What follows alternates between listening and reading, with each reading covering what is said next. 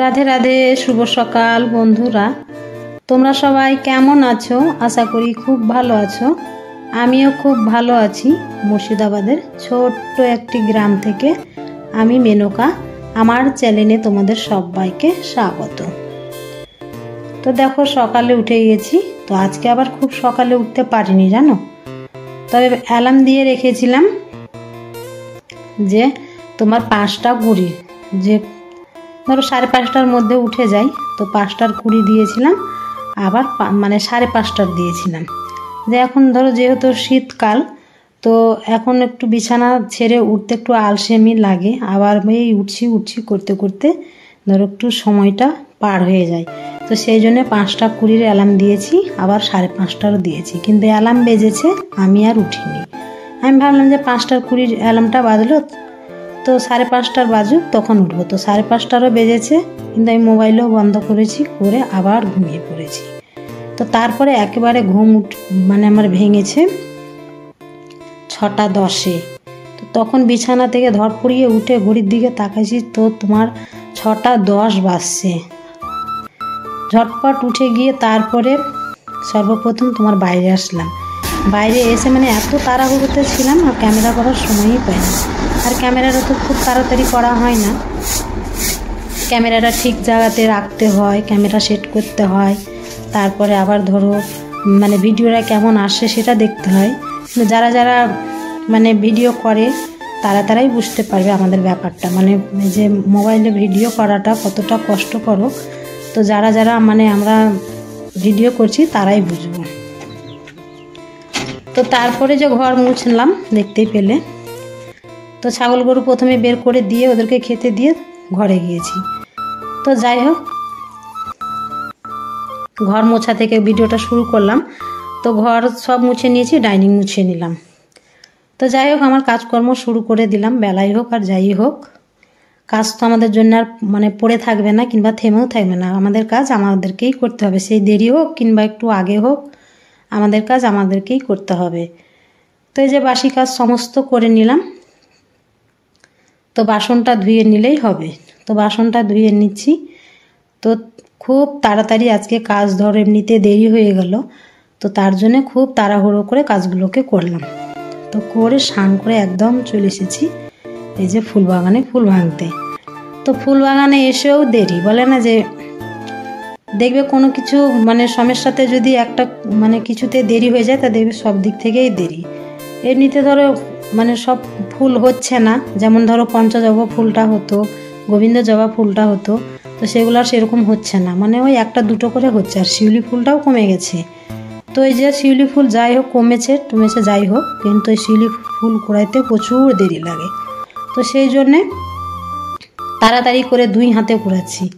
তো যাই হোক কুড়ালাম, কুড়িয়ে তারপরে এই যে তুলসী পাতা ভেঙে নিয়ে একদম যাব পুজো দিতে। তো তুলসী পাতাও ভেঙে নিলাম তাড়াহুড়ো করে।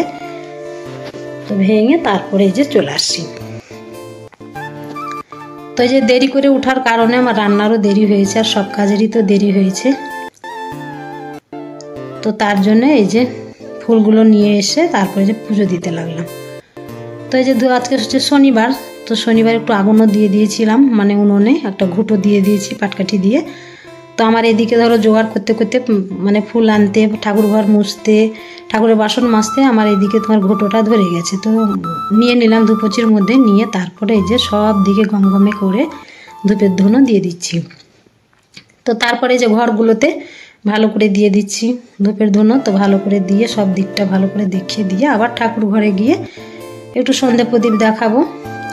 তো এইভাবে ফুল দিয়ে তারপরে হচ্ছে কি যে ধূপের ধুনো আর এই যে সন্ধে প্রদীপ জ্বালিয়ে পুজো দিতে আমার বেশ ভালো লাগে। সে যতই দেরি হোক কিংবা তাড়াতাড়ি হোক, দেরি হয়ে গেলেও কিন্তু আমি এইভাবেই পুজো করি। তো সন্ধে প্রদীপ ধরিয়ে নিয়ে তারপরে যে ভালো করে ঠাকুরকে দেখিয়ে দিচ্ছি। ঠাকুরকে দেখিয়ে দিয়ে তারপরে শঙ্খ বাজিয়ে একটু ঠাকুরকে প্রণাম করে সারাদিনের কাজকর্ম শুরু করব।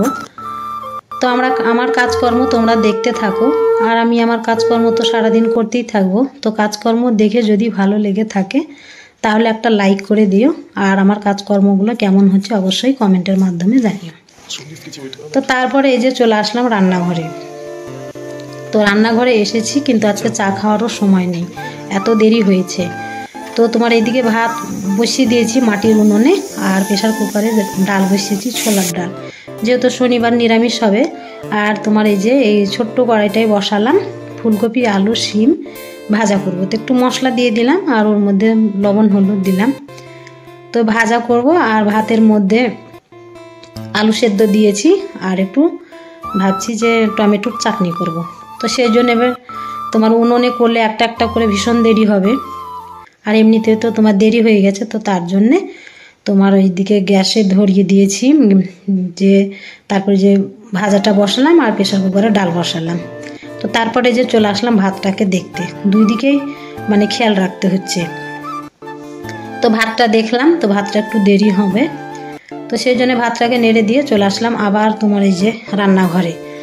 তো রান্নাঘরে যে দেরির কারণে আজকে বাধ্য হলাম রান্না করতে। আর এমনিতে আমি রান্নাঘরে মানে গ্যাসে রান্না মানে করাটা পছন্দ করি না।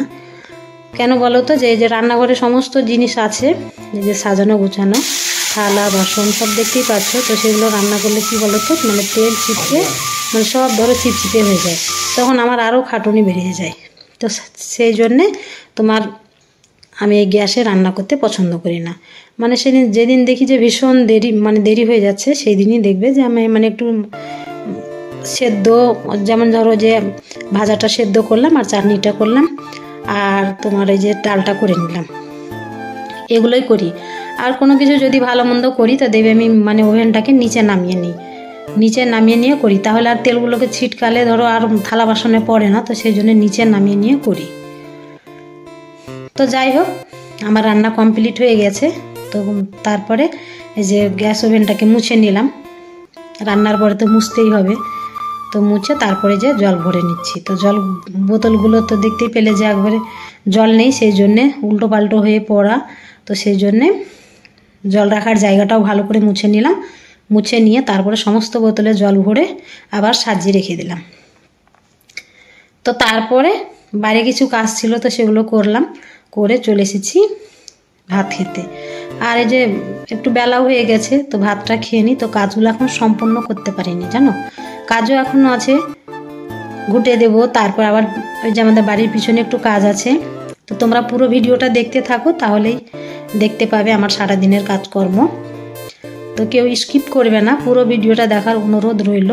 আর স্কিপ করে ভিডিও দেখলে কি বলো তো, যে আমি পরস্পর কোন কাজগুলো করছি, তো সেগুলো মানে বুঝতে পারবে না, দেখবে ঠিকই কিন্তু বুঝতে পারবে না। আর যদি পুরো ভিডিওটা দেখো তাহলেই বুঝতে পারবে।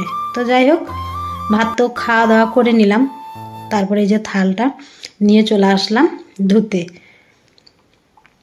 তো থালটা ধুয়ে নিয়ে গিয়ে রেখে তারপরে একটু বসেছিলাম। তো বসে তারপরে আবার কাজে লেগে গেছি। আর বসেছিলাম কেন বলো তো, যে ভাত খেয়ে কাজ করতে ভীষণ অসুবিধা হয়, তো সেই জন্য 2-5 মিনিট বসে নিই। খুব একটা যে বসেছি সেটাও না, যেহেতু এখন ধরো শীতকাল, মানে গরমও লাগছে না আর কাজ করতে আলসেমিও লাগছে না। তো সেই জন্যে ওই সকালবেলায় ধরো ঘুঁটো দিতাম, কিন্তু এই যে দেরি হয়ে গেছে বললাম, তো সেই জন্যে গোবরগুলোকে সকালবেলায় গোয়াল থেকে তুলে এনে এখানে রেখে দিয়েছি। তো গোবরগুলোকে ভালো করে মেখে নিয়েছি, মেখে নিয়ে তারপরে এই যে ঘুঁটোগুলো দিচ্ছি। তো অনেকগুলোই ছিল এগুলো, এই গোবরগুলো 2 দিনকার গোবর, একদিনকার এতটা গোবর হয় না, মানে 2 দিনকার গোবর। তো আগে গোবরগুলো দিয়ে নিই, তারপরে আবার কাজ আছে একটা, তো সেটাই করব।